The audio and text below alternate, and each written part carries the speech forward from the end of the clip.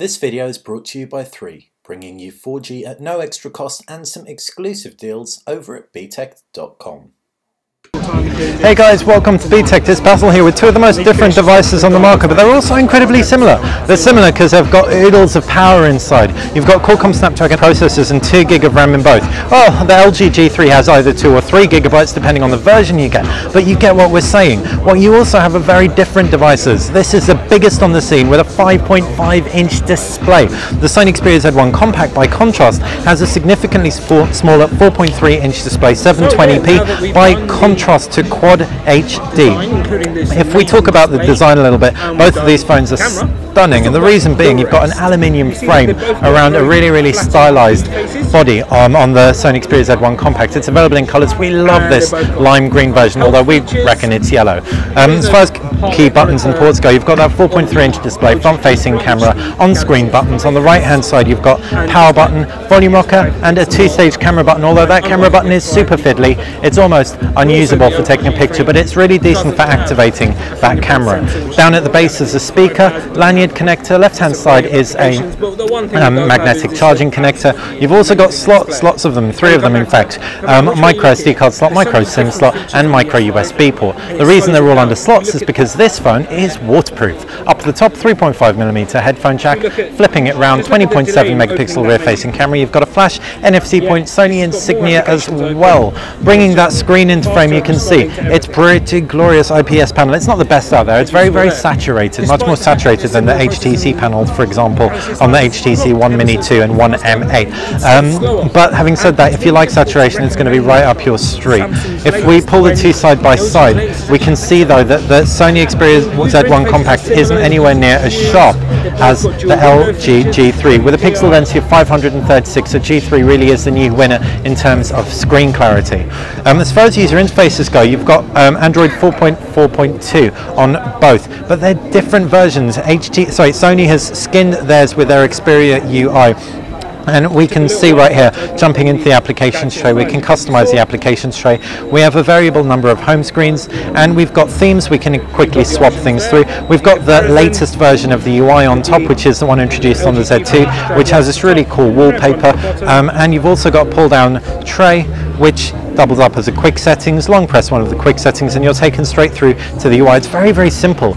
Now, while LG's preaching simplicity, the UI is a little bit more complicated. If we pinch through, we can see a screen overview. We've got variable number of home screens. Tap through on one, we can see the applications tray. We've got widgets we can tap through on.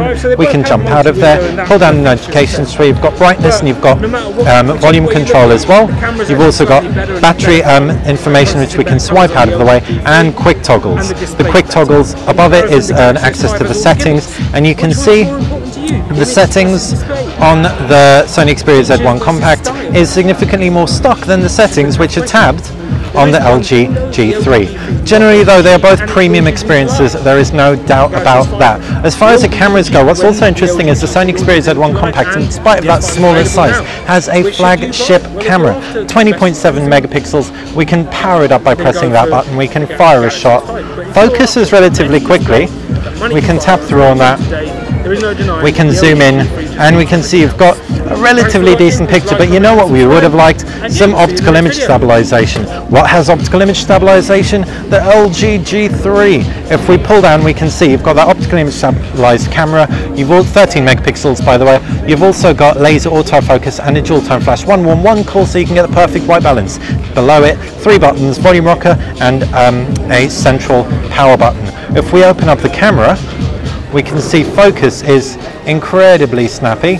Wow, we're taking a video now. That's not what we're meant to do. But while we're on the subject of video, this thing shoots 4K. Jumping out of that video, and we can focus super quickly, take a picture, and the optical image stabilization should have helped us take a relatively good shot, and indeed it did. We're going to have to get these cameras in for review before we and give you any rundown conclusively as to which is better, but given the fact the Sony Xperia Z1 Compact has the same sensor in the Z2, it should definitely hold its own.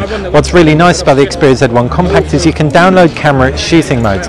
So if we jump into the camera settings, we can see there is a much wider range of camera settings. You can download background defocus, augmented reality effects, etc., time shift focus. Jumping into the LG G3's camera, and we can see up at the top you have a much simpler array of shooting modes, and there doesn't look like there's an option to download more, which actually, despite the fact it might not sound as cool, we actually like the simplicity there. As far as other key specs go, we've already mentioned the processors. 2 GB of RAM on both. You can get a 3 GB variant of this device, LG G3. The G3 is also available in 16 or 32 GB variants, whereas Xperia Z1 Compact only has a 16 GB variant. Both have micro SD expandability, and both have 4G, 3G, 2G, Wi-Fi, Bluetooth 4.0, as well as everything else you'd expect like a GPS. The LG G3 is the one with the infrared blaster up top and wireless charging, which the Sony Xperia Z1 Compact does not have. But the Z1 Compact, like we mentioned at the very start, is the waterproof option and significantly easier to handle. There you have it, 2 of our favourite devices on the scene. If you've got any questions about either, make sure you ping them in the comments section below. If you enjoyed the video, click the like button. If you like the channel in general, click subscribe and head over to BTech. Over there you can find the latest in smartphones, tablets, smart gadgets and some awesome deals as well. Thanks for watching.